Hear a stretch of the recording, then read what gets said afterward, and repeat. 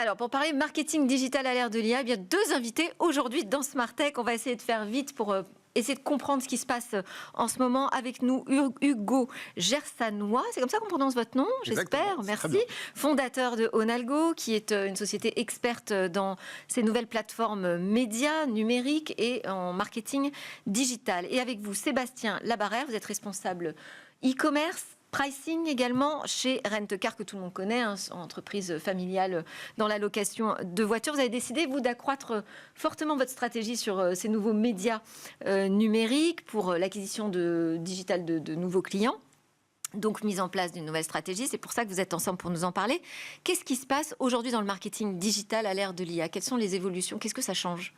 Je pense que ça vous a pas échappé. Déjà, d'un point de vue utilisateur, on voit de plus en plus de publicité quand on visite un site internet, quand on est sur ses réseaux sociaux préférés. Et donc, du coup, ça, c'est déjà un premier constat. Il y a de plus en plus de publicité.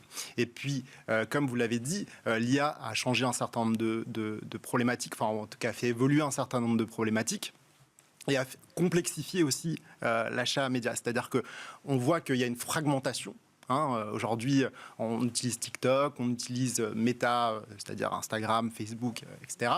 Donc il faut être partout. Il faut être partout. Et ça, effectivement, cette fragmentation complexifie l'achat média. Ouais. Même si, effectivement, il y a certains acteurs qui parlent de simplification. L'IA, c'est un petit peu le Grail, ou en tout cas le Graal, c'est de simplifier. Mais au final, on se rend compte qu'en fragmentant, on complexifie encore plus. D'où l'intérêt d'avoir un certain nombre d'experts pour vous accompagner en tant qu'annonceur. Oui, et puis à chaque fois qu'on parle d'intelligence artificielle, on parle de la question de la gestion de la donnée au sein de l'entreprise. Ça, j'imagine aussi que c'est un défi qui n'est pas forcément évident à relever. Oui, tout à fait, absolument. Après, justement, c'était aussi pour nous l'occasion justement de s'accompagner de partenaires qui ont une certaine expertise là-dessus pour nous faire grandir. Chez Rent-A-Car, on a une croissance forte depuis plusieurs années, notamment aussi en particulier sur les canaux en ligne.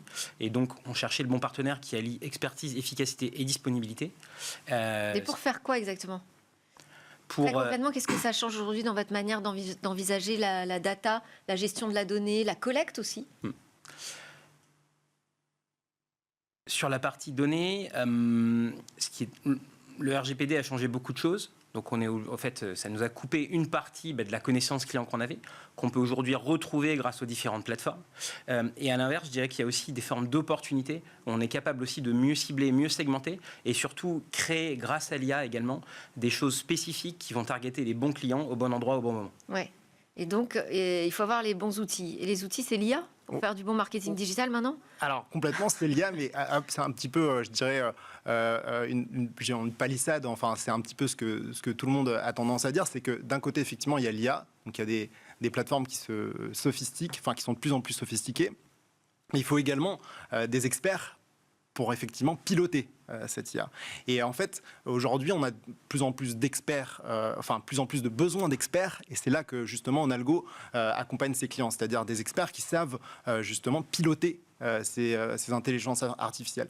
Et quand on parle d'intelligence artificielle, en ce moment, on parle souvent d'OpenAI, qui est un petit peu le chat GPT que tout le monde utilise, mais en fait, il faut savoir aussi que dans la publicité, ça fait des années qu'il y a un développement de l'intelligence artificielle et que cette intelligence artificielle est de plus en plus poussée. D'où en fait cette nécessité effectivement d'avoir des experts. Donc comme vous le disiez, il y a de plus en plus de plateformes. Mais qui dit de plus en plus de plateformes, plus en plus de données. Et de plus en plus de plateformes, plus en plus de données. Et de plus en plus de sophistication et donc de complexité, d'où effectivement l'intérêt ou en tout cas le besoin d'avoir des experts qui managent dans le marketing digital, il faut faire appel à des data scientists par exemple?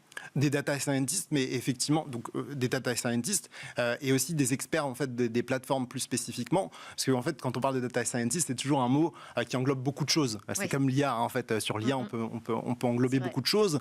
Un data scientist, c'est un peu la même chose, c'est-à-dire que vous avez des data scientists qui vont travailler, je sais pas, sur l'optimisation des dépenses du gouvernement, puisque c'est un petit peu des sujets en ce moment qui sont un petit peu qui font l'actualité. Et il va y avoir effectivement des spécialistes des plateformes comme Google, TikTok, Meta. Et en fait, on voit que de plus en plus, ces plateformes, vous parliez de la donnée, de la first party, ce qu'on appelle la first party data, c'est-à-dire la donnée propriétaire.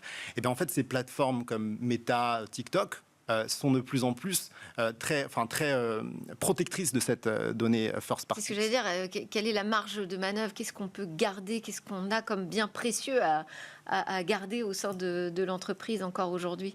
Parce que ces plateformes sont assez vampirisantes, hein, si j'ai bien compris ce qui se passait. Oui, mais on a quand même aussi beaucoup d'opportunités. Justement, je pense qu'il ne faut pas le voir forcément comme une contrainte, mais c'est un fait. Il y a aussi énormément d'opportunités, d'ailleurs, qui sont en partie créées par IA, notamment sur la partie générative, où on a l'opportunité justement de cibler mieux les clients avec des choses qui sont plus adaptées à leurs besoins. Et également, vous avez constaté justement de meilleurs résultats?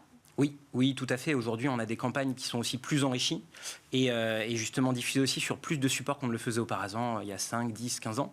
Et nous, aujourd'hui, on a un ROI qui est en croissance grâce à ça. Merci beaucoup à tous les deux, Hugo Gersanois, fondateur d'Onalgo, et Sébastien Labarrère, responsable e-commerce et pricing chez Rent-A-Car. Merci beaucoup. Nous, on enchaîne avec notre grand rendez-vous sur l'intelligence artificielle, justement. Vous pouvez écouter, ça va vous intéresser.